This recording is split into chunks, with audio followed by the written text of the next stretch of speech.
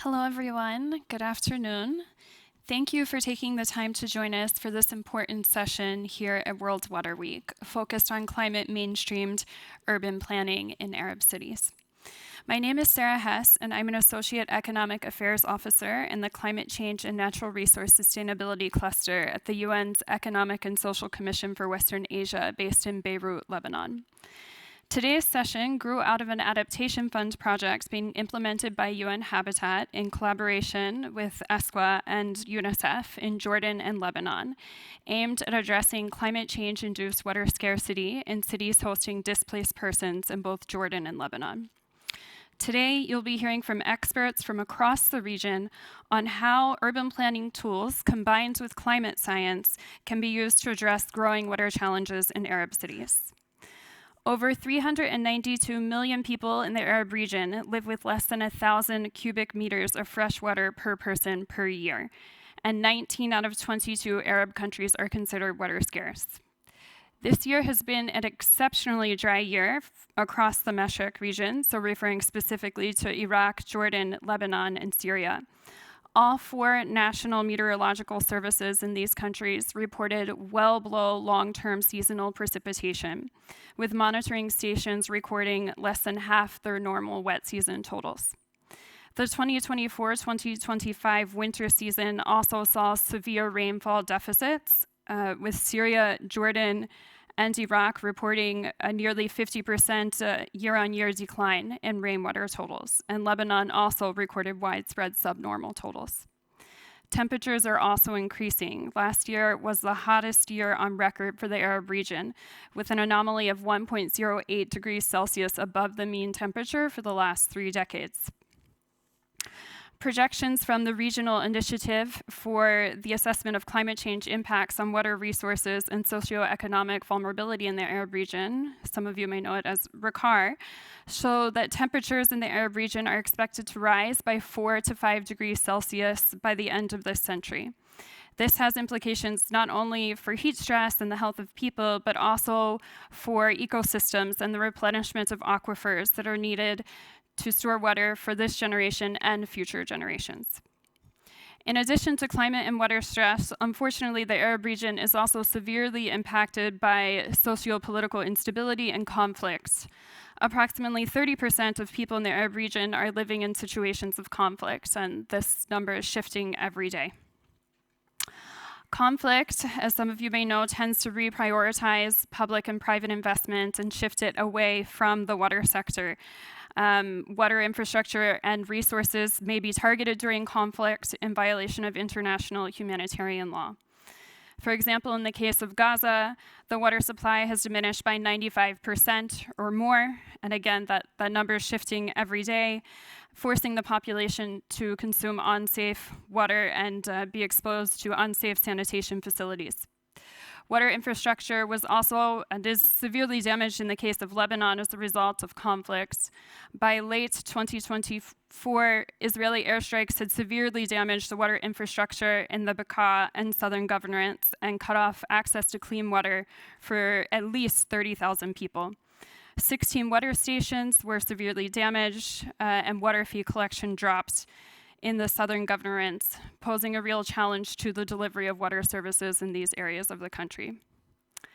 Cities in the Arab region are reeling from these compound crises, and they're desperately in need of innovative solutions that can support urban recovery. That's why we're here today to discuss these potential solutions, particularly with respect to water resources in the urban context.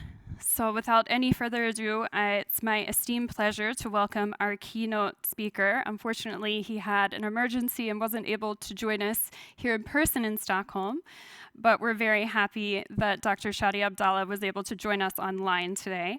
He is the Director of Research and Secretary General of the National Council for Scientific Research in Lebanon. A geologist by training, he earned his PhD in natural resources from Paris University and completed a postdoctoral fellowship in radar interferometry at the University of Missouri. He previously served as the director of the National Center for Natural Hazards and Early Warning in Lebanon, Over the course of his career, Dr. Abdallah has led numerous nationally and internationally funded research projects in the fields of natural hazards and early warning systems, water information management, environmental modeling, decision support tools, and the sustainable management of natural resources. He currently chairs the Arab Science and Technology Advisory Group for Disaster Risk Reduction under UNDRR. Dr. Abdallah has authored and co-authored more than 80 scientific publications in peer-reviewed international journals and presented his work at leading scientific conferences worldwide. So I'll be welcoming Dr. Abdallah, and afterwards we will have time for a brief Q&A from the audience and online. Thank you. Welcome, Dr. Abdallah. Good evening and good afternoon, distinguished colleagues, ladies and gentlemen. It's a privilege to be intervening at the World Water Week in Stockholm, a platform that brings together scientists, policymakers, partners, practitioners to tackle one of the greatest challenges of our time, water scarcity in the era of climate change. Today, I will be speaking about the Arab region, a region situated in the most water scarce part of the world. Our cities, in particular, stand at the front line of this crisis, facing not only water scarcity, but also the combined impact of climate change, conflict, and population displacement. In the Arab region, virtually all countries are classified as water scarce, with an average of just 512 meter cube per person per year compared to the global average, highlighting the severity of the crisis. But the situation is not just one of the scarcity, it is one of scarcity under mounting pressure. Climate change is making matters worse. By 2050, 2/3 of the MENA nations could see renewable water per capita fall below 200 meter cube per year, while average rainfall is projected to decline and temperature rises, as my colleague was just mentioning, deepening drought, threatening longer term and water scarcity. The country-level snapshots underscores the human cost. For example, in Jordan, has just 97 meter cube per year per person, far below the water scarce threshold of 1,000 meter cube. While in Yemen, water situation is even worse. Its average availability is just 85 meter cube per year per person, one of the lowest in the world. Compounding these challenges are conflict and urbanization. Wars in the countries, such as the latest devastating war on Lebanon and Gaza, have destroyed water infrastructure and forced millions into displacement. At the same time, more than 59% of the region populations now lives in urban areas, with the number expected to rise, boosting demand even as urban systems strengthen. The result is devastating. Aquifers are being overexploited, sometimes at 175 to 215 beyond the safe yield, while rivers and springs are depleted, ecosystem degraded, and communities lose resilience. The question arises here, why do we focus on cities? Because urban areas are the beating heart of the challenge. Cities concentrate people, infrastructure, and economic activity, but they also concentrate vulnerabilities.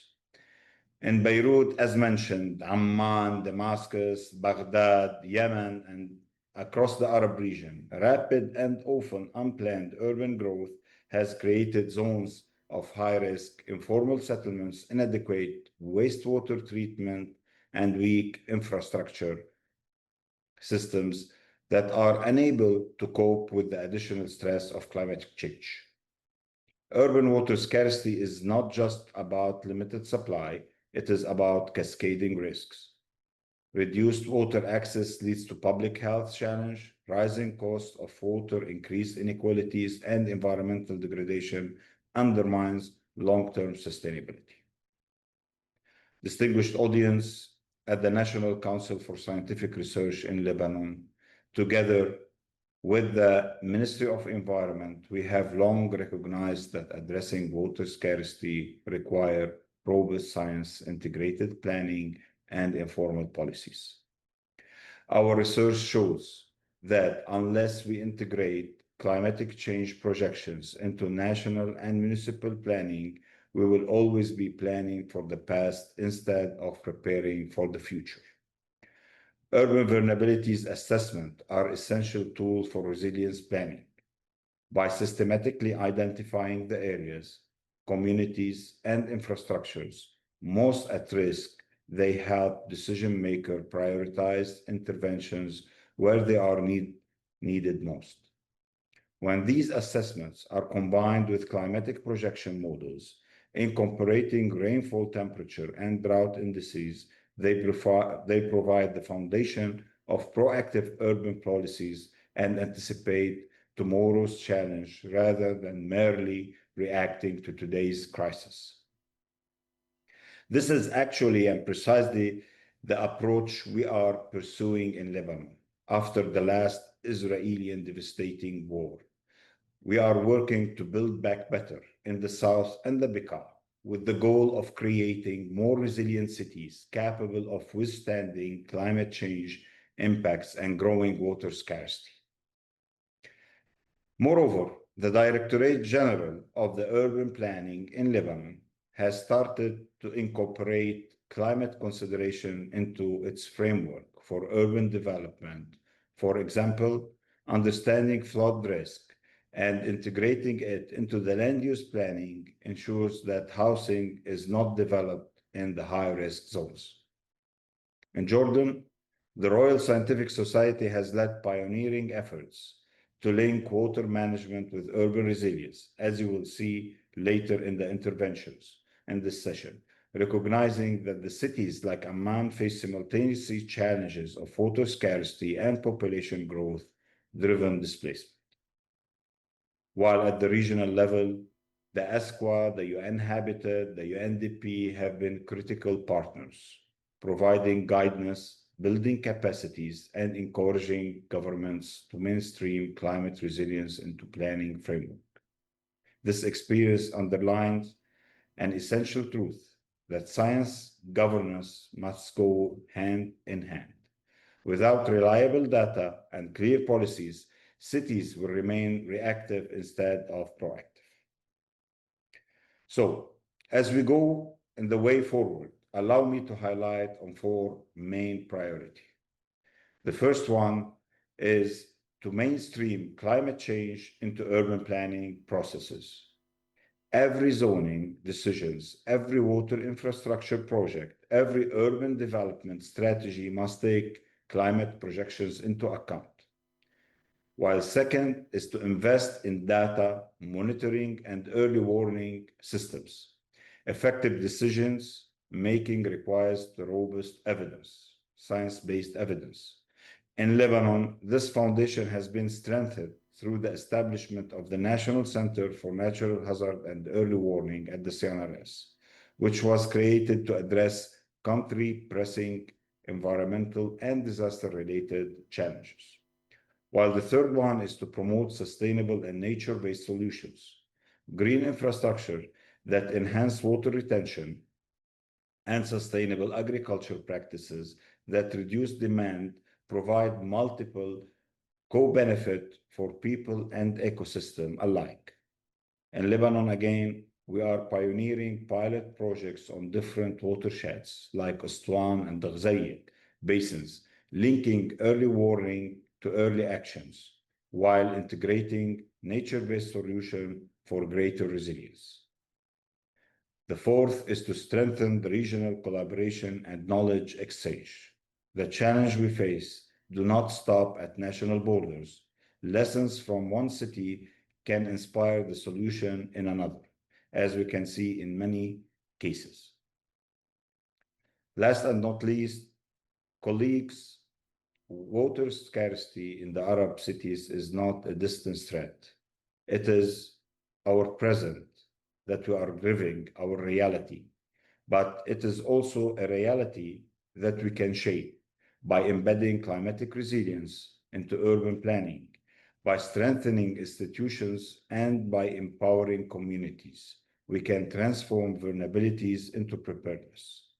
The Arab region is often described through the lens of its challenges, conflict, displacement, scarcity, but it should also be described through the lens of its potentials, its scientific capacity, its history of adaptation, and its resilience.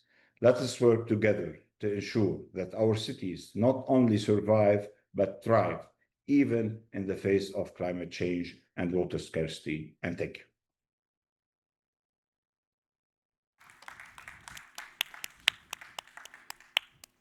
Thank you so much, Dr. Abdallah, for the inspiring message and for so clearly highlighting the 4 opportunities that you see to push forward climate change mainstreams urban planning in the region, and the work that you're doing to actually pilot some of these solutions in the particular case of Lebanon.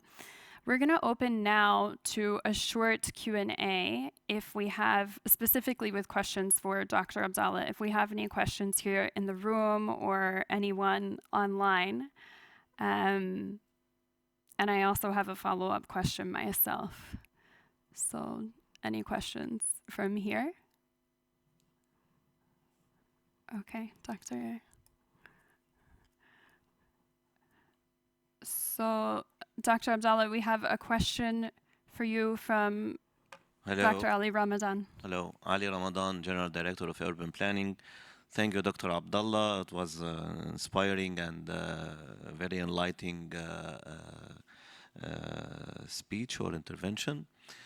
What I want is not a question. I want to add one thing to what Dr. Abdallah said, that the General Director of Urban Planning is integrating from now on the practices for sustainable development and sustainable urban planning and regenerative urban planning for the built-up areas already. But the fact is, in Lebanon, and it's something we need to act on in the Ministry of Public Works and Transport, is that about 60% of the Lebanese territories lack urban planning, lack master plans. There is, for our luck, at last, after many tedious years of hard work, the National Physical Master Plan for the Lebanese territories emerged in 2009. And now it's time to work together with all the capacities and all the local authorities in Lebanon, with Dr. Abdallah, with UN Habitat, and with you, with ESQA, with any direction, in order to help in this regard, so that we can emerge new master plans, for strategic master plans for the union of municipalities, and master plans for local villages of Lebanon, so that our task will be more collaborative and more efficient. Thank you. Thank you. Thank you, Mr. Ali. If you allow me, Sarah, to add like a little something here, because as Mr. Ali mentioned, that in Lebanon we do not have, like 60% of the territory do not have a master plan. So what we are doing as being the scientific arm of the government in Lebanon, so we are releasing and we are establishing and we are creating like the different hazard and risk maps, okay, all along the country, which could be used, and which is the case in the flooding, in the forest fires, in the drought with the agricultural sector, that we are releasing, and it has been, or it's being used. So it is based on scientific based evidence, and they are taking into consideration while they are like maybe developing big projects or others, but they are, and they should be integrated in the master plan, as Mr. Ali was saying. Thank you. Thank you. Thank you, Dr. Abdallah.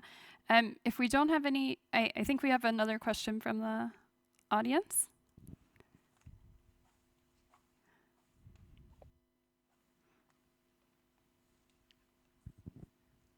And yes, lots of urban planning work to be done still in Lebanon, lots of opportunity. Please, if you could introduce yourself and then your question. So, hey everyone, Maruf Mazhar, I'm from Lebanon. I work for the ICRC, Beirut delegation. So, the thing in Lebanon now, like I'm gonna talk about the water sector because I work with the water sector. Most of it, or like 90% of it, is now dependent on foreign aid. Like all the projects are done by NGOs, international NGOs. So, do you have like plans to build a resilient financial systems? What are the exit strategies? Like NGOs just build a project and go away, and it's not sustainable. So, I just would like to hear like some thoughts on this. Yeah, thank you so much for this very important question. And this is what we actually that we are working at the government with the new government is in order to put everything into a one track. Unfortunately, as you were saying, that most of the NGOs and because of the what happened during the last a few couple of years that some of the funding agencies lost trust in the government. Okay, this is frankly, we are talking about this. So it took time to rebuild the trust and going back. So all the funds, they were going to the NGOs, and at the end, they discovered that there is no sustainability in this. Okay, and the government should take its role in putting everything on the track. So what we are doing now here is in order to do any planning related, like in the Ministry of Environment, in the Ministry of the Agricultures. Now they have released a memos to all the NGOs and all to the international donors in order like if they are going to implement any project, they should be mainstreamed with the national and strategies of each and every ministry.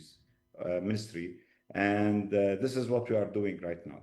So you are directly to the point that we do not like all the projects that have been previously that have been implemented. There is no sustainability for it.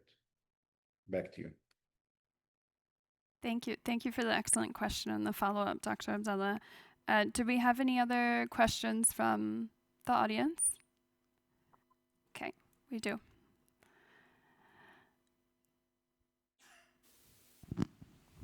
Hi, I'm Wafa. I'm from IOM South Sudan. Just a question on what you just said. I'm with you that everything needs to be mainstreamed within the government policy, yeah? And the strategies. But the bigger question for specifically the Arab region, do we have a written strategy that INGOs, UN agencies, and the whole humanitarian sector can follow? Or is it going to be, we're developing a strategy and we would like the humanitarian intervention to be mainstreamed in it? So do we have anything in writing that we can say in this region, this is what we're doing in urban planning, water projects, climate change projects? Thank you. Thank you also for this excellent questions. Actually, that you are tapping on the main obstacles and problems in the Arab region. Let me start with Lebanon.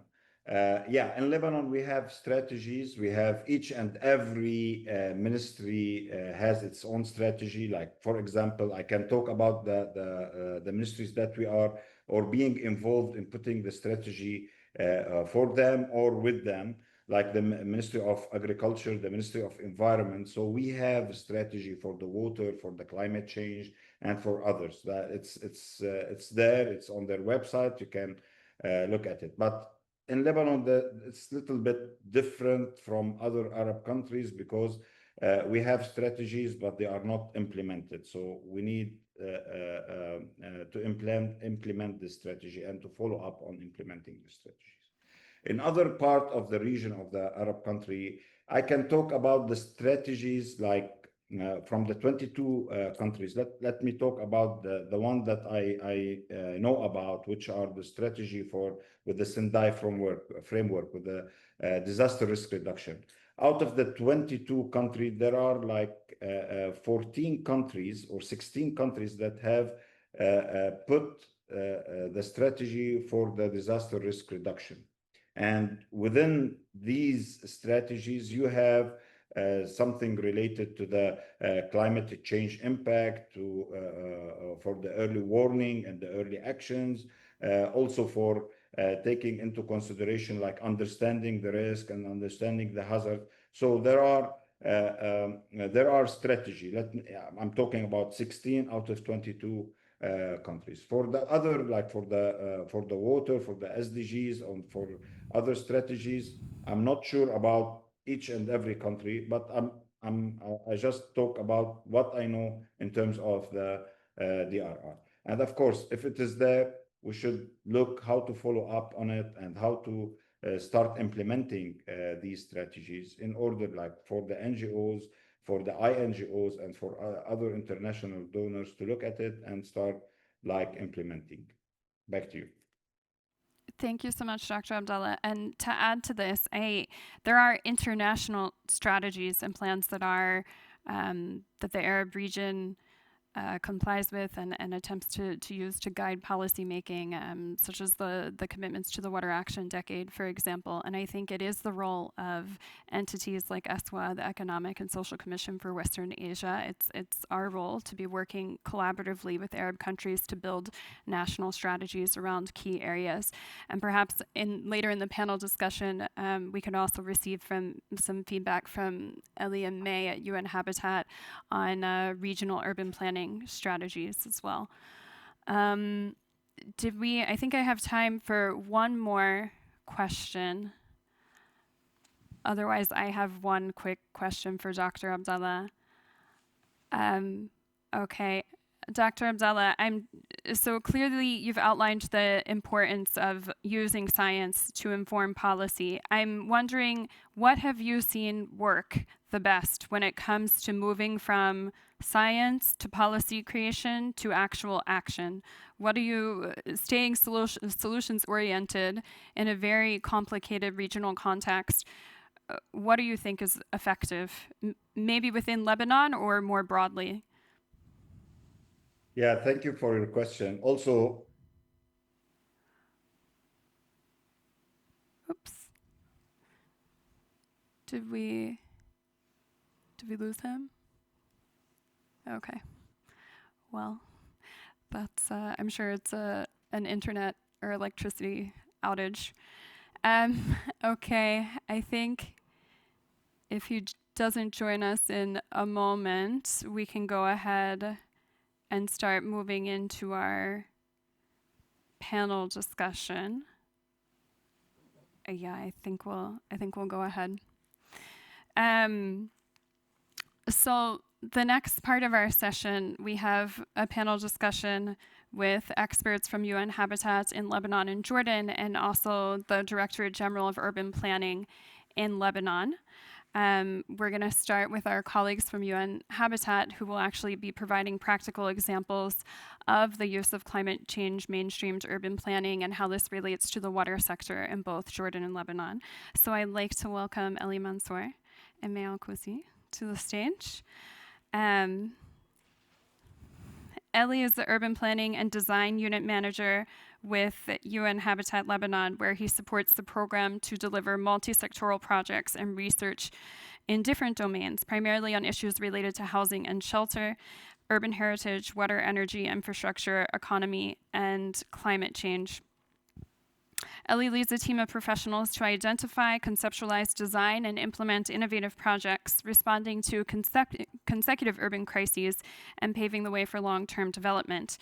Being a team member with UN Habitat since 2014, he's contributed to the exponential growth of the program through promoting sustainable cities on 3 levels: governance, infrastructure, and communities. Eli supported the engagement of UN Habitat Lebanon after the Beirut port explosion and the recent war on Lebanon, and led several initiatives related to rebel management, environment, housing recovery, and public spaces.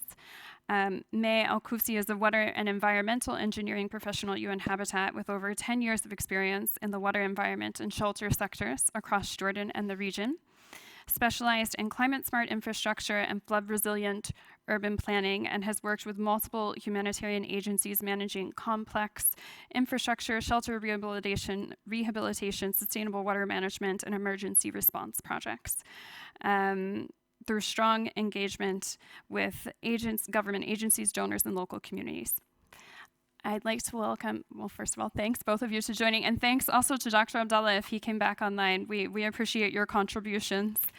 Please, Ellie, if you would like to go ahead and start. Thank you a lot, Sarah. I'm honored to be here, honestly, and this is my first time, but I guess the project has been here last year, and today we're going to present what we have done so far. But I will start. I don't know why it lost most of the logos, but yeah. So this is the first slide. The thing here, this project started in 2018, and when we started this project, and unfortunately, and when we were doing our consultations, we faced a lot of actors, I'm not going to name them, living somehow in the denial of climate change. There was no consideration for climate change in the country, at least in Lebanon, because I was leading on Lebanon part and colleagues from Jordan were leading on the Jordanian part. It's a regional project that started in 2021 after officially being endorsed by the Adaptation Fund. It's a 5-year project. It ends in October 2026. So in Lebanon, we're implementing it hand in hand with the Ministry of Environment, with ESQA, with UNICEF and other private sector companies, in Jordan same. Our target area in Lebanon, and this is the case study that I will be presenting today, is Zahle, which is a district inland, which is, it's not a coastal district in Lebanon, so it's an inland district. As you can see on the map, Lebanon is a coastal country. It doesn't have a desert, but so I'm talking on an inland district, which is also highlighted in red. The main objective of this project was to better respond to climate change impacts and vulnerabilities in Lebanon and Jordan, with the focus on water challenges. And here, I really feel safe when we presented this project to the donor, and we got acceptance to proceed with it while others were somehow living in denial. And now I take one number, and I take the numbers that were presented by Sarah and by Dr. Abdallah to tell you that one of our biggest lakes in the country, which in Lebanon in those current days used to hold 220 million cubic meters actually. Now it's holding 60 million. So there's a huge drop in water resources in Lebanon, and the underground water and water usages, etc., etc. And this is not only affecting the water sources themselves. They are mainly affecting vulnerable communities living in Zahle per se. Half of the population are Syrian refugees. This is not talking about the plain of Bekaa, where Zahle is located. We call it the basket of Lebanon, where people probably, where all Lebanese eat their vegetables from this area. This area here is now stressed under food security due to water shortages.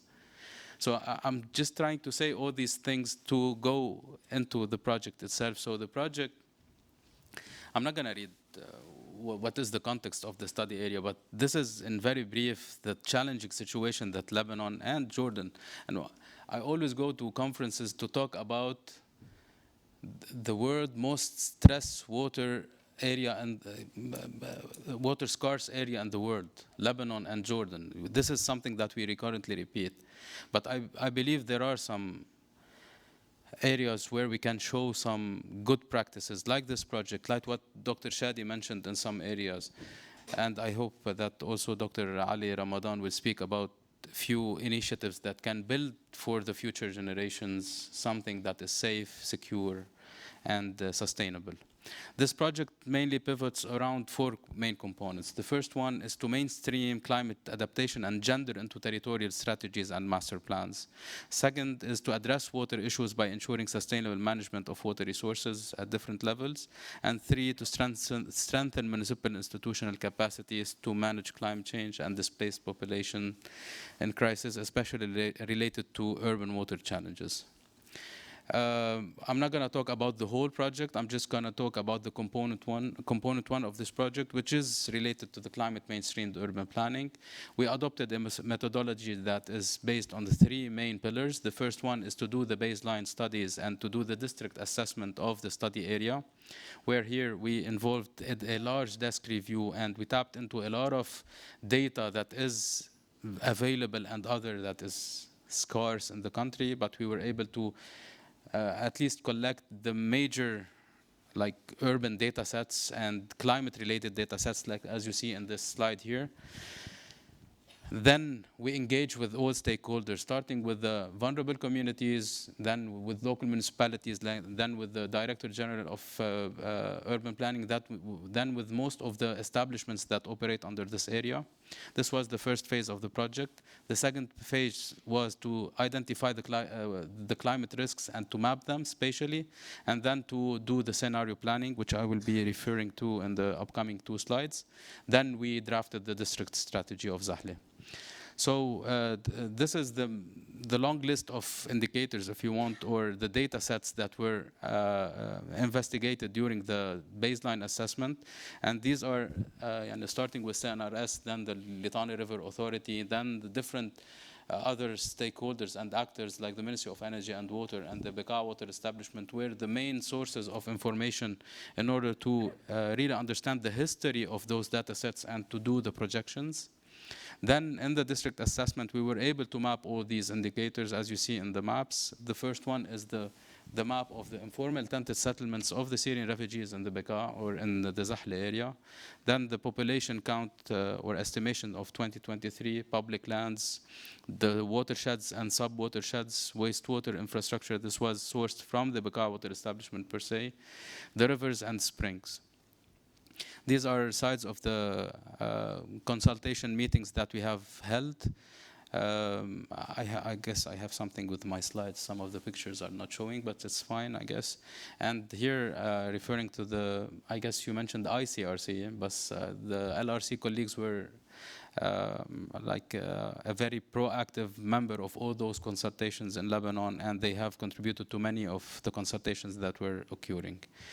Why considering climate change and territorial planning? I don't want to invent the wheel or teach you about the impacts of climate change, but when we have a decrease in rainfall and increase in average temperatures and having severe storms, this will subsequently lead to water scarcity, to increase risks of heats, increased risk of flooding, and infrastructure damages, which will lead, and which we discovered during our consultations, that this have affected economic sectors like tourism, people who work in gastronomy, etc.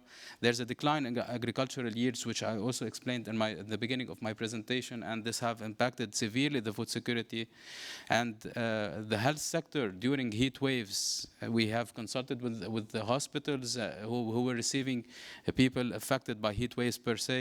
Transport and urban planning were all affected, and this was discovered during the baseline assessment that we have conducted. When we refer to data, and I guess Sarah referred also to the RICAR system and our national determined contribution and other data sources like the World Bank, we were able to put projections and to understand how these climate indicators will be projected for the future.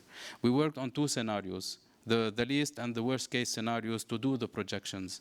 And then we studied each and every municipality, and we mapped and we scored the climate hazards of each municipality. Like if you see on the left side of the table, this is the current hazard of floods, landslides, fire, watersheds, water scarcity, desertification, erosion, etc. And we did this projection over the least and the worst case scenarios for the 2,100 projections, and this led us to map all these hazards for the future. So if you see this organogram here, it leads us to a climate vulnerability mapping for the area of Zahle. This is not what we only did. Overlaying those maps over the urban planning maps that we have also collected during our assessment in the beginning allowed us to come up with 3 scenarios for the future for the district of Zahle. Starting with the beginning, if we continue with the business as usual, as you see in scenario 1, the cemented plain, we said that if we continue with the same trends of urbanization, of agricultural practices, of water extraction, etc., we will end up with in 2100 with poor management of natural resources, construction on agricultural lands, and increased conversion of agricultural lands to other land use. 1 minute? Okay. The scenario 2 which was the strategic equilibrium, in which we stressed on a guided urbanization, on enhancing urban forestry and buffer zones from forests and urban context, and optimizing the agricultural productivity. The third scenario which was the perfect green, in which we have also proposed several actions. During our consultations, all the stakeholders in Zahle confirmed and agreed and validated that scenario 2 is the most valid and the most viable scenario that we can all be working on. Based on this, I'm not going to talk about this because I wanted to refer on AI-trained models that we use to make sure that those projections can lead our scenario planning. But this was the final district strategy of Zahle, and from which we had the vision, goals, and strategic actions to be implemented in line with what Dr. Ali also mentioned previously, the National Physical Master Plan of Lebanon, which was also referred to in our strategy to make sure that what we are implementing, what we are proposing is sustainable for the future and for our future generations. Last, this is 30 seconds. In order to be able to monitor the indicators, the climate risks, impacts, and the planning that we have proposed, we started now preparing for the Zahle Urban Observatory, which hosts several dashboards, data sets, indicators, and indicator planning. Like this is the climate risk index of the city of Zahle, which will be hopefully available for the public during the month of October. And from this will allow local authorities and other stakeholders to monitor climate risks in the area and to make sure that whatever has been proposed is being implemented. I stop here, and sorry if I jumped more than what I was allocated. No problem. Thank you so much, Ellie.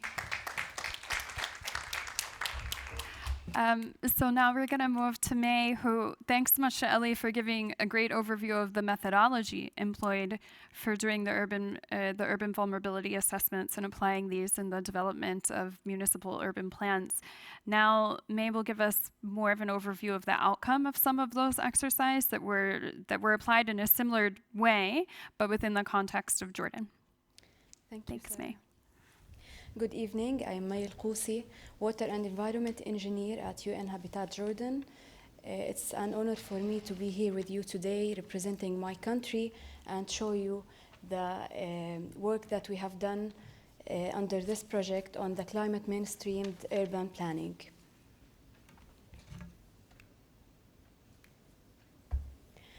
Okay, our project Resilient Water Solutions Against Climate Change project aims to enhance the resilience of both displaced persons and host communities to climate change water challenges in Jordan and Lebanon.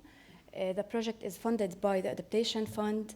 The total budget for both countries, $14 million. The implementing entity is UN Habitat with our partners UNESCO, UNICEF, and Ministry of Environment and other local NGOs in Jordan. Project duration, it's a 4-year project from October 2021 to October 2025. The target areas in Jordan are Irbid and Al-Mufra. Okay, these areas were selected due to the presence of high numbers of displaced persons and Syrian refugees, which placed extra pressure on the existing services and infrastructure. I would like to highlight here that 90% of Jordan's population reside in urban areas. And as you can see here from the figures that in Irbid, 19% of the total population are Syrian refugees, while in Al-Mufra, 40% of the total population are Syrian refugees as well. Okay. Climate resilient urban master plans provide a comprehensive framework to sustainable urban development, integrating climate adaptation. As part of this project, we have developed those plans through a series of comprehensive phases, starting from the comprehensive sectoral assessment, followed by identifying and exploring urban growth scenarios. Then we have prioritized districts and identified land use strategies along with climate responsive actions. Those actions were ranked and aligned with economic strategies and policies. Then we have consolidated those actions into prototype packages that should be promoted. Okay, we began with comprehensive sectoral assessments to address compounded risks of climate change. Assessments were divided into two main categories. The first one covered climate, geographic, ecosystems aspects, while the other category covered governance, infrastructure, and socio-economic dimensions. Here we can see the vulnerability assessment maps that were developed for each study area in relation to each sector. Those are related to Al-Mufra area. We can see that 34% of the urban area, we can see that 34% of the urban area in Al-Mufra falls into the high risk class area. After simulating all potential climate hazards, compounded climate risk maps were developed for Al-Mufra and Irbid. This is the compounded climate risk map for Al-Mufra. We can see that in Qasabat Al-Mufra, in the center of the governorate, it faces the highest climate risk from flooding and extreme weather conditions, which require green infrastructure and flood mitigation interventions.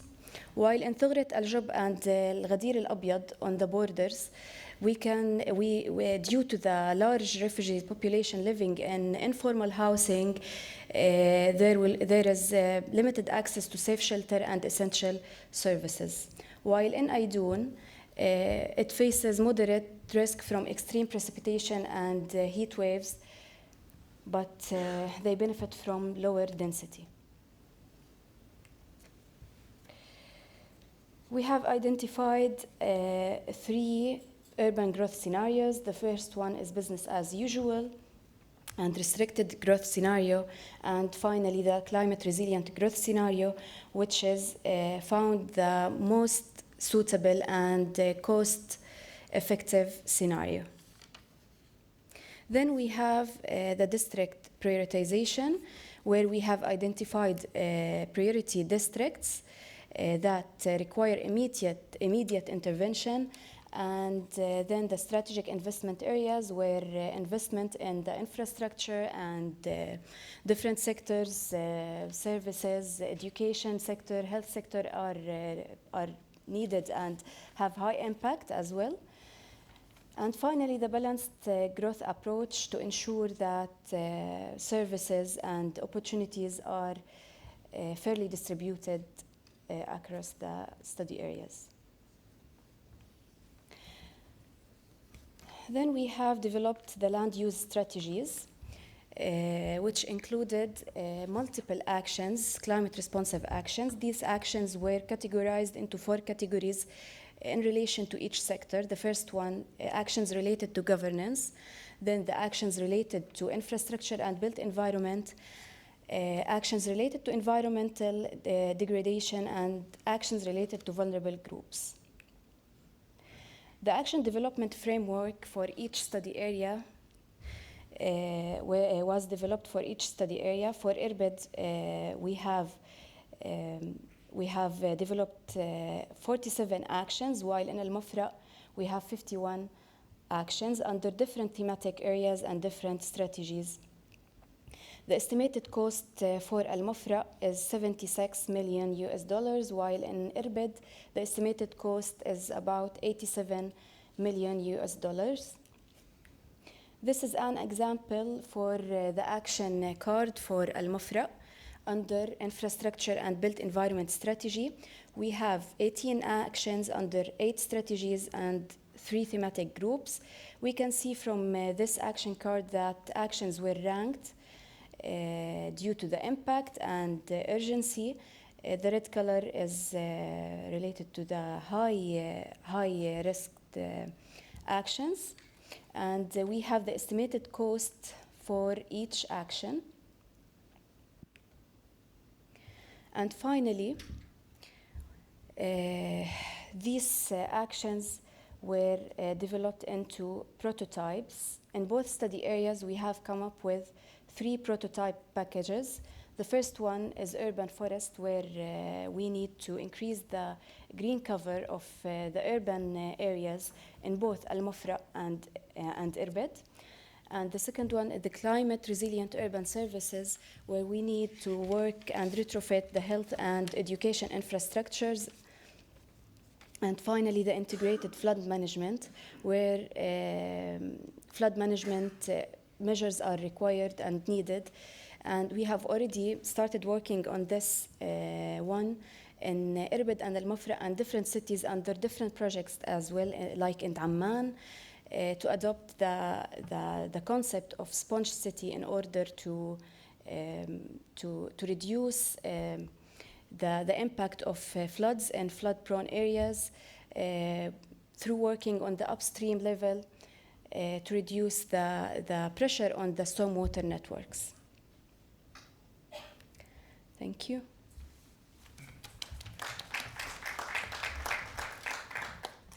Thank you so much, May, for that overview of the implementation of the project in Jordan.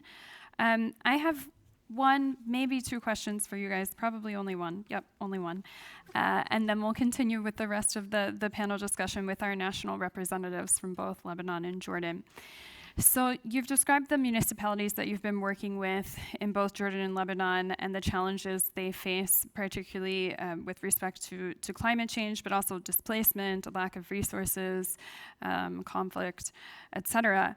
I think that a lot of urban planners or municipal leadership have tended to think of climate change as being a future problem or a long-term problem, though that is increasingly shifting to being a more current issue and seeing it more as a current issue, given the impact of disasters in the region.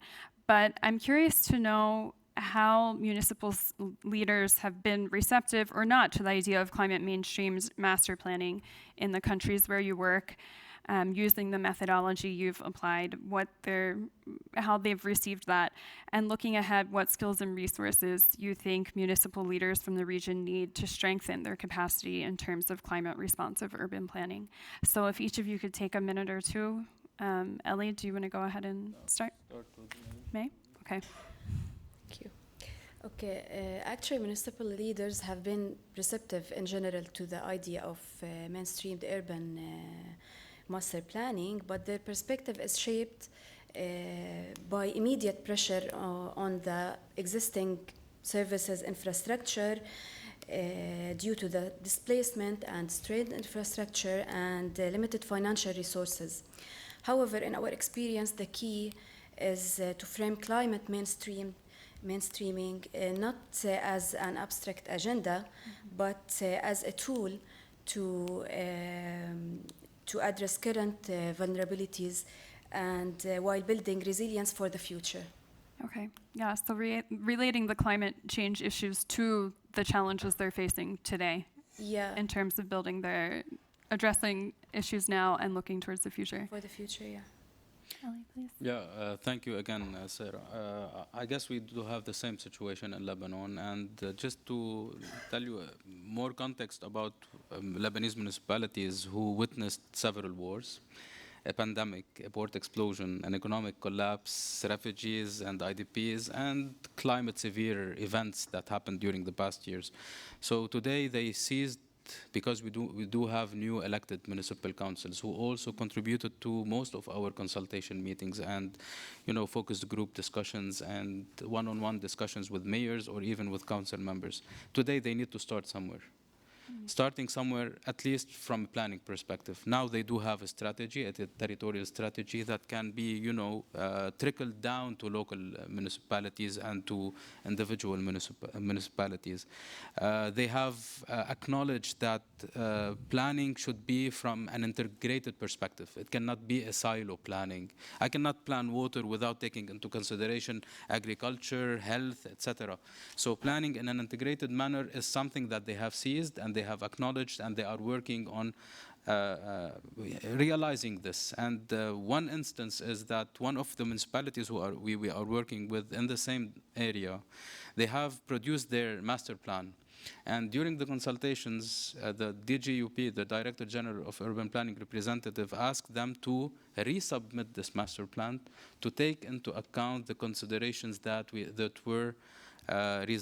resulted from the territorial master plan that we have produced for the municipality of Zahle, for the district of Zahle. Last, in order to probably sustain this intervention, municipalities should start thinking, of course, of capacity building programs, and to have specialized teams or team members or staff members or at least committees in the municipalities to be able to monitor the implementation of those master plans and to have efficient implementation on the ground. I can just give an example.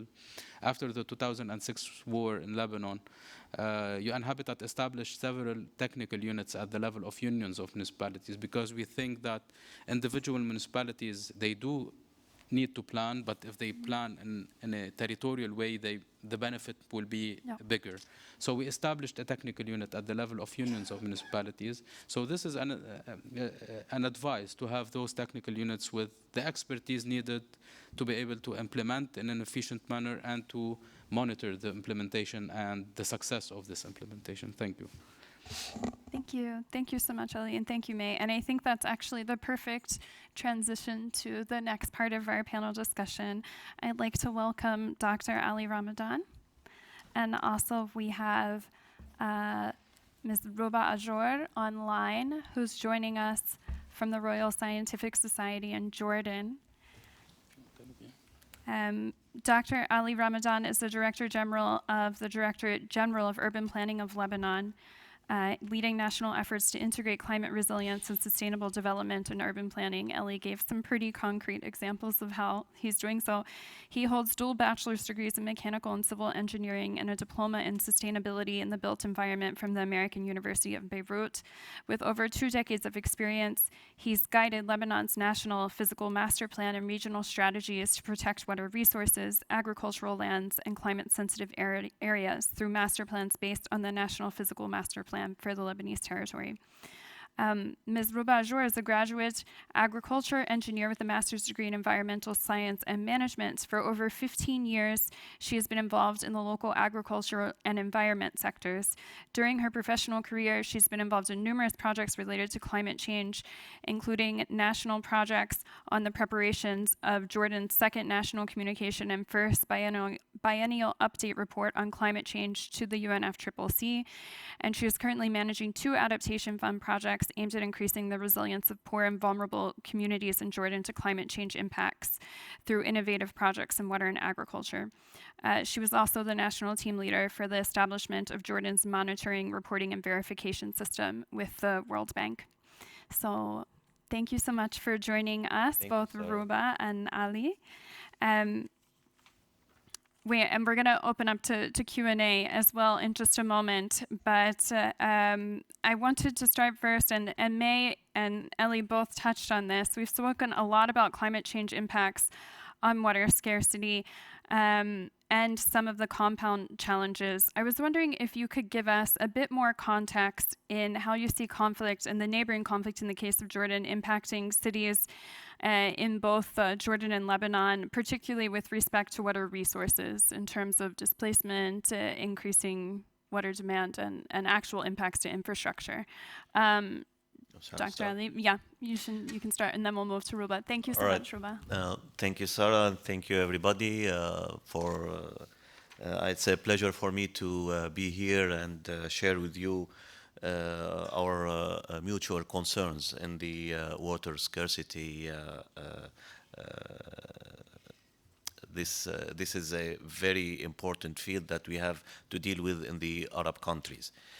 Actually, concerning the conflicts, dealing with the urban planning in the conflicts all around us, maybe it's the destiny of Lebanon to be in this geographical location. Is it a gift or a curse? I can't find the solution and I can't find the answer. It's a gift for its very nice weather and very nice territories and very nice areas. And maybe it's our destiny to face the conflicts of the regional conflicts in the area that are affecting us all the time. I may say that water scarcity is it's not a result, it's not affected, it's not only affected by the conflicts in the area. It might be the trigger for the conflicts in the area because the scarcity of water is becoming a very important element or natural element that all the countries seek to have and acquire. In Lebanon, the latest war, the latest Israeli war in Lebanon affected the infrastructure tremendously and in a devastating way. We have many projects that were going on, that they were being established, that I may give an example as the Laitani project, which costs about $800 million and by a fund from the Kuwaiti government.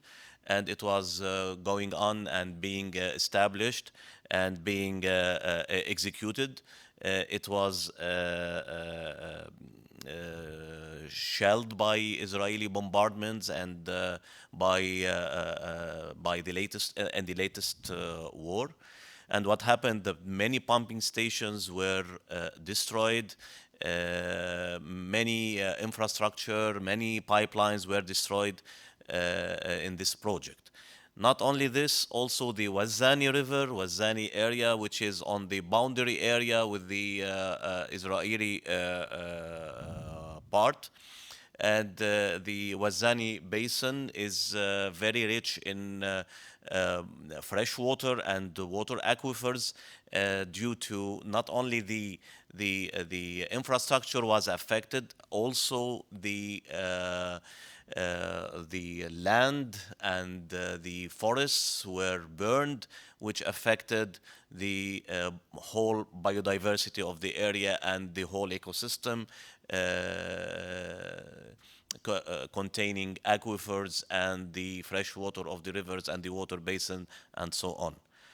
I think the Anthropocene effect, whether it's in wars, in uncontrolled urbanization, the excessive use of the natural resources has to stop at a point, so that we will not be dealing as we are doing now with the results while dealing with the reasons that made this water scarcity to happen and this climate change to happen.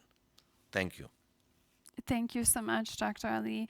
Dr. Roba, would you like, I know it's a different context in the case of Jordan, obviously, but if you could provide your insights as well. Hi, I'm honored to be with you, and I'm very happy that I managed to come online, to join online. In Jordan, we have, as we were saying all over the session, we do have water scarcity, and the climate change projections project or predicts that it will even become worse and worse, and even we will have a decrease in between 20 to 25% in precipitation. So we already have in our area scarcity, and this scarcity is intensified by climate change. So in those areas, Mafraq and Irbid, we already have water scarcity, and water demand is very, very high. And the Syrian crisis and the Syrian refugees made the pressure more and more on the resources of water. And also plus that it made the pressure more and more on the services provided by the utilities. And I can say something different maybe here or additional that our funds or our budgeted resources for water is being directed to emergency responses. And maybe this hinders and affects building of resilience and adaptive capacities.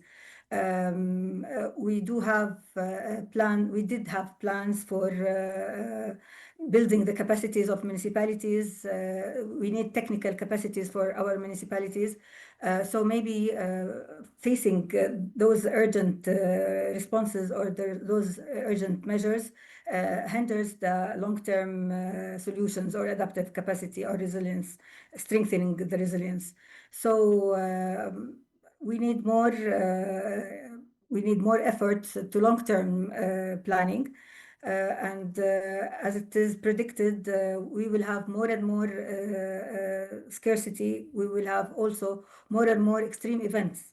So we need to have solutions immediate, and we need to direct all our capacities and resources in order to have a better resilience community all over Jordan, and specifically in the northern areas, our study areas in Mafraq and Irbid.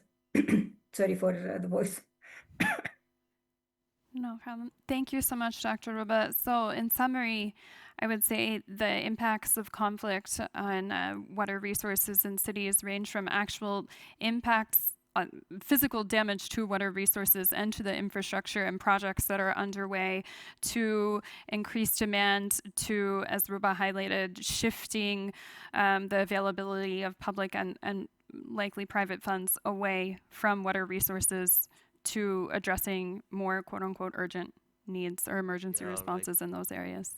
Like rebuilding, maybe rebuilding the infrastructure, not only the infrastructure, also the housing for the displaced people due to the destruction of the houses also. Yep, exactly.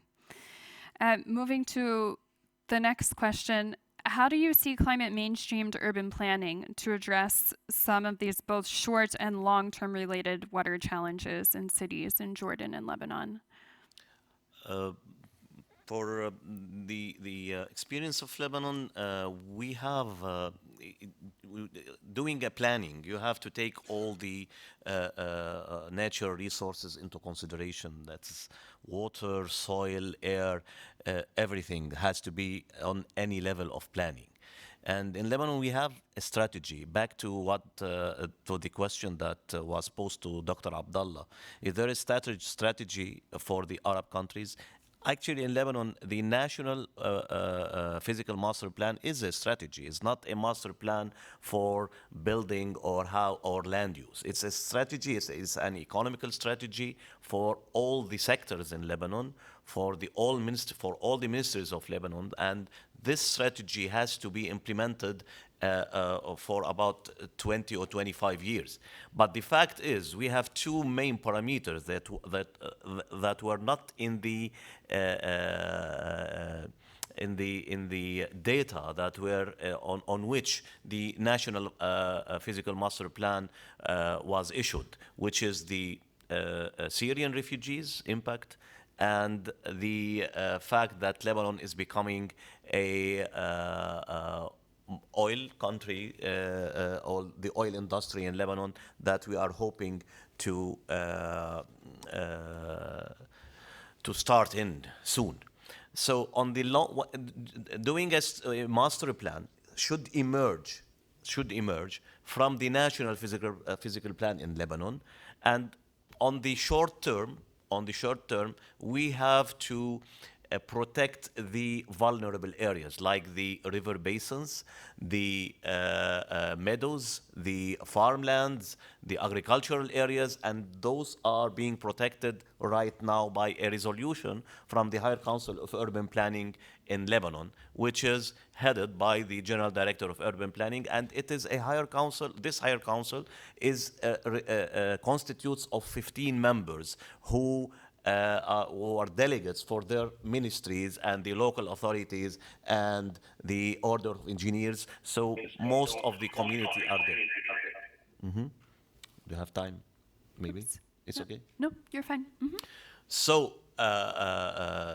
so the short term is this, and the long term has to be designing for better urban planning, more sustainable urban planning for cities and towns, and to progress from the national physical plan of the Lebanese territory to strategic planning, like we are doing now in Zahle, Qada Zahle, the prefecture of Zahle, in the Biqa governorate, and then move to smaller master plans or local master plans of the countries, taking into consideration the sustainable practices and the scarcity of water and retaining and also in the building codes to incorporate the energy efficient building, climate responsive building, passive design buildings, so that we are not using overusage of the natural resources and primarily water. Thank you. Thank you. Thank you, Dr. Ali. Dr. Ruba, would you like to respond to the question on the use of climate mainstreamed urban planning to address water challenges in cities in Jordan? Actually, in Jordan, we have very beautiful strategies, very beautiful policies, and we do have lots of regulations. But as Dr. Ali was saying, it's a very complex sector or area. So we need to cooperate all together. And this cooperation means that we need to have good cooperation and good technical capacities. And maybe this is what we lack in Jordan. We have a disaster risk strategy, we have a water national strategy, and the climate change or climate action is mainstreamed within it. But we do need to build the capacities of the staff at municipalities. The staff at the Ministry of Environment needs maybe strengthening in the area of vulnerability risk assessment. And actually, each of the groups, the urban group and maybe the vulnerability assessment and the risk assessment groups, they don't talk the same language. So maybe we need to have like a unified language. We need to cooperate. We need to be on the same page in order to have solutions. We tried within the municipalities to do the scenarios that Ili and May were talking about. The business as usual scenario, the moderate scenario, and the ideal scenario. We discovered that we need lots of financial input, we need lots of technical capacities, and this is maybe the key pillar of where we can start to have the work within climate action and mainstreaming urban into climate action. Thank you, Ruba. So I think it's the idea of working at the national level and bringing that down to the municipal level and improving communications as well between climate scientists, planners, water experts, etc. So I have one last question for both of you, and then we'll open it up to Q&A. Are there other tools or methodologies, projects, programs that you see as being essential to address water scarcity in cities in the Arab region? And alternatively, the flip side of that is there anything that you know does not work in the cities in Jordan and Lebanon when it comes to addressing water scarcity challenges at the urban level? Yes, I think collaboration with the local authorities and the fact of fragmenting or defragmentation of the problem makes it easier. In Lebanon, we had a very big issue or a very big problem concerning solid waste. He knows that, and everybody, it's in the media, and it's a shame that we couldn't find a solution, but with landfills, not landfills, it's dumps. It's actually dumps, and it's in the sea, in the water, in the seawater. So while fragmenting the issue makes it easier if municipalities or the union of municipalities take the lead in collaborating together to make treatment plants on the local level rather than on the centralized governmental level. For example, for the scarcity of water, our subject, if we use, let's say, a desalination project for Lebanon, doesn't work because it's too much centralized. While leading a collaborative effort between the municipalities for some certain artesian wells that extract the water from the water aquifers in a studied way, and put hard and responsible law enforcement on other illegal wells, that would solve the problem, I think. So defragmentation of the big problem makes it easier, I think. Thank you. Thank you. Thank you, Dr. Ali. Ruba, any suggestions you have or observations you have from your experience working in this area? In Jordan, we could use every way, every drop, as we say, matters. So we use every action, every measure, from water efficiency pieces at the household level to rooftop water harvesting. So we use everything. But actually, the climate change is faster. Impacts is faster than our every action. So we could benefit from everything. Lately, we have been using codes in buildings for rooftop water harvesting, rain harvesting. Also, we specify or focus that every new building should have those water devices in order to have water efficiency better. And we have also the agriculture sector as a huge user of our water resources. So we are using more and more. We were using it since long, but we are using it more and more, the wastewater reuse. Also the grey water reuse as well. So we tried everything because we are a water scarce, as we were saying, country since long. As Dr. Ali was saying, the water salinity desalination is very centralized, and it's also very expensive and high in energy, demand. So maybe we solved this matter in one of the projects at the level of Jordan. We provided solar pumping for agriculture. So, in order to have desalination.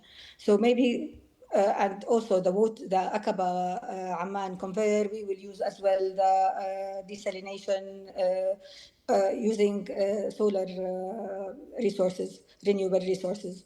So we have to use even high capital solutions. We have to use any type of solution in order to try to solve the water scarcity issue. And we try. One of our successes in Jordan, that we have decreased the non-revenue water. In Jordan, we have like 50% loss of water within the as non-revenue waters. So we have decreased the percentage from 52 to 46, and this is considered a very good action and very good example and a success story at the level of Jordan. When we are that scarce and we are maybe number 1 or 2 poor country in terms of water. So reducing the non-revenue water and the water lost within the water network is a very good example of any action we can do in order to solve the water scarcity. And we have even the green infrastructure and the flooding infrastructure that solves the problem and recharge the groundwater as well. Thank you so much, Dr. Ruba. I think the takeaway from both of your responses is the need to take this big challenge of water scarcity and break it down into smaller level projects and into more bite-sized pieces and interventions, and also highlighting the need for country and city-specific solutions. There is no one-size-fits-all to the water scarcity challenge within the context of Arab cities. We have time for a couple of questions. We've received quite a few questions online. I'm going to see if there's anyone in the room first, and then I'll skip to some of the online questions. Do we have anyone? Okay, we have one and then two. Good afternoon. My name is Nils Huhn. I work for GIZ. I'm German, but I'm actually working in Morocco. Thank you very much for this very interesting discussion here. And first of all, my feelings with you. I think urban planning, urban development is already a very tough, very complex topic. And under the circumstances you are working in the countries you're describing, must be very, very hard. So all the best for that. My question, we are working on a project in Morocco with the urban ministry and with pilot cities on urban water circular management. And my question is, how are your experiences when it comes to setting up governance structures in cities to bring together the different spheres, the urban planners with the civil society, with the utilities, with the water managers, the water basin managers? This is one question. And the other question is, if, maybe this is advanced, but if there are already experiences in circular approaches, reusing, recycling water in cities, and how this is done. Thank you. Thank you for the question. We'll take the second question as well, and then you guys can respond collectively. Okay. Thank you so much. My name is Moez Alawi. I'm from ICLE, a network of sustainable cities and regions. So I had the chance to work in different Arab countries, and I was based in Amman as well. So I think we have to create a kind of platform where we can exchange our experiences and good practices from different cities and countries. So, for example, in Jordan, I was really impressed about what Aqaba Water is doing in terms of digitalization, and also the Ministry of Water and Irrigation.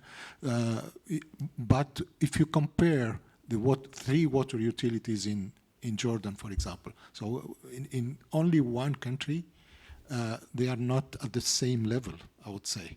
So when I look to Morocco, for example, they are doing well in terms of wastewater treatment and reuse. So I think we need to create this platform where we can exchange our experiences, our failures, but also our good practices. So this is my advice. Thank you. Thank you so much. So I think in terms of the circular economy and wastewater reuse, all of you have worked on this topic before, and it's part of the Adaptation Fund project. So whoever would like to start.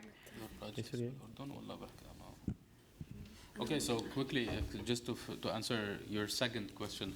Yes, we do have examples on recycling of water, and I guess in Lebanon we championed the first wastewater reuse project in Zahle, the district where we are working. It's now on completion, And now we're establishing, in terms of governance, a water user association.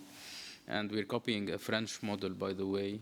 We're sending the Water User Association soon to France to start those exchanges with the French counterpart to understand how they can collect fees, how they can manage themselves, how they can distribute water in an equitable manner. So this is one. The second one is that we are implementing around 10 rainwater harvesting systems, but not on households, on educational facilities, schools. And this has proven efficient in the recent war in last year, where 8 of those schools were completed and they were able to collect water, and they received IDPs. IDPs and displaced population who didn't find any way to go, so the government arranged those schools to host those IDPs, and they benefited from water where the rest of the country or the area were in a high shortage of water. So these are 2 examples. I can also talk briefly about your first question, how we manage the stakeholders. I guess it depends. It's a contextual question. So in Lebanon, all actors were engaged in the process of planning. So each depending on the area of expertise. So the Director General of Urban Planning, represented here by the Director General, were represented in all the consultation meetings. And the municipalities, local municipalities, were also represented. We even reached the lowest level, the bottom level of the community in all our consultations. And the product that has been produced was presented to the DGUP so that it can become applicable if you want. Yeah. A couple minutes for closing. Finished, yeah. But please, anyway, if you could come and speak to us after the presentation as well, just in terms of governance related to, sure. to what Elias said, I've mentioned before that in terms of governance, not coordination, the Higher Council of Urban Planning, as I said, it's a council of 15 members, and there are delegates and representatives from 6 or 7 utility ministries. So those are in charge of issuing the master plans, taking into consideration everyone's background in this regard. Thank you. Thank you so much. I think, are we going to have time for one more?